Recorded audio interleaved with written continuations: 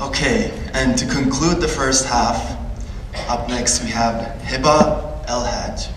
She's a second-year student studying biomedical science and working as a writing advisor at the Writing Help Center on campus. When she's not doing that, she's either trying to master sleeping with her eyes open, writing essays about topics that are important to her, or impulsively deciding to share her thoughts with strangers, as she'll be doing today.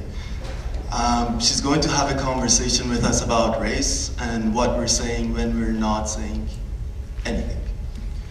Welcome.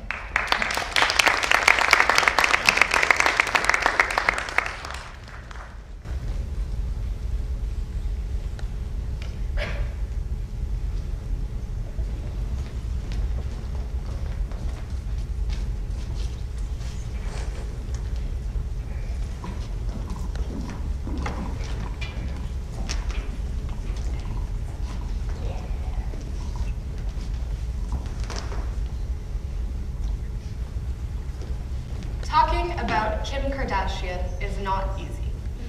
She makes a lot of people feel a lot of different ways. Some people love her. Some people hate her. Some people love her, but they feel betrayed by her choice of hair color. It's complicated.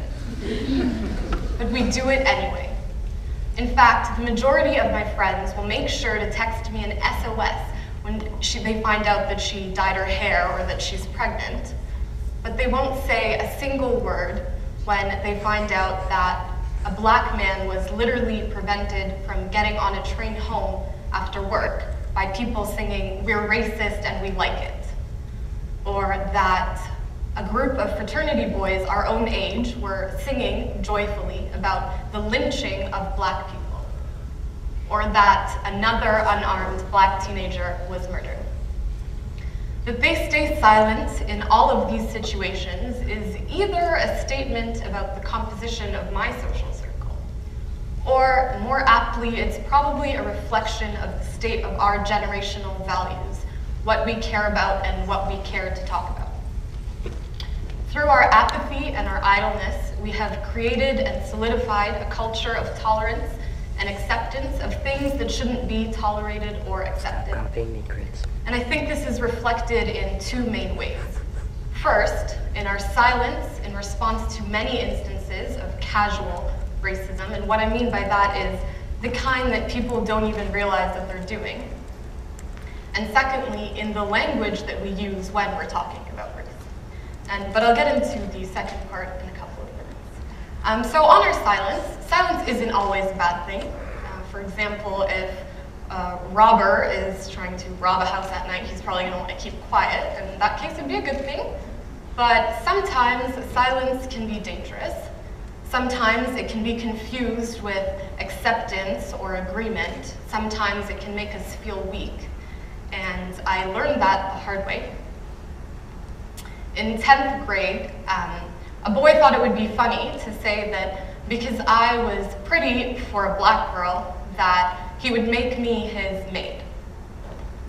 And then my friend thought it would be funny for her to show me this conversation.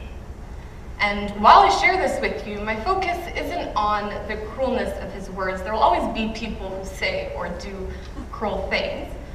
My focus is on the passiveness of my own response. I simply looked back at her. In fact, I think I smiled. And in this case, my silence wasn't good. It did two things. It let these people who smile at me in the hallways falsely believe that their actions were okay, that it's acceptable for them to use words that serve to only reinforce the belittlement and the dehumanization of others that the world has tolerated for too long. And the second effect it had was a personal one.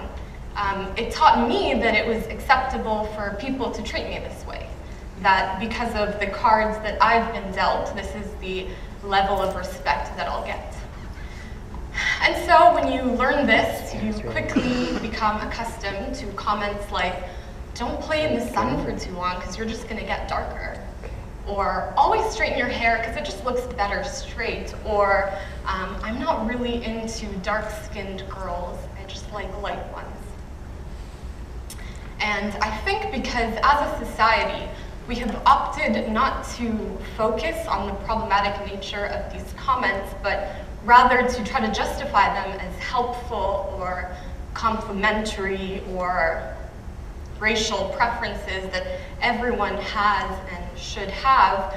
We have contributed to the normalization of this behavior.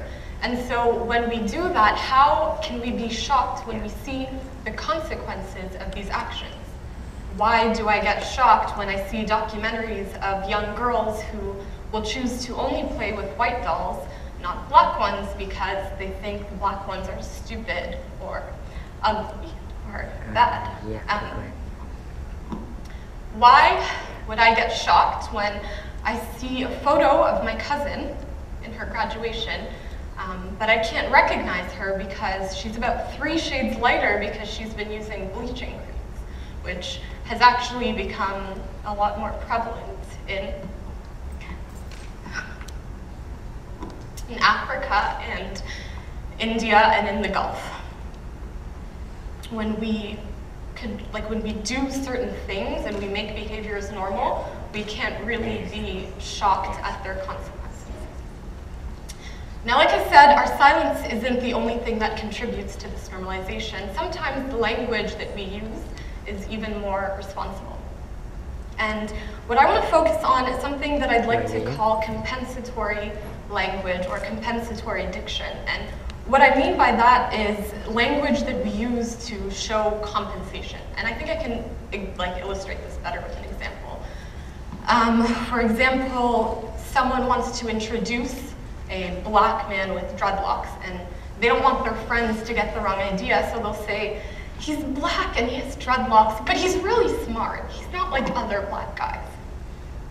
Where the but here is this compensatory diction. It's used to prove that he's actually worthy, unlike whatever other racial stereotypes have been ingrained in people's heads.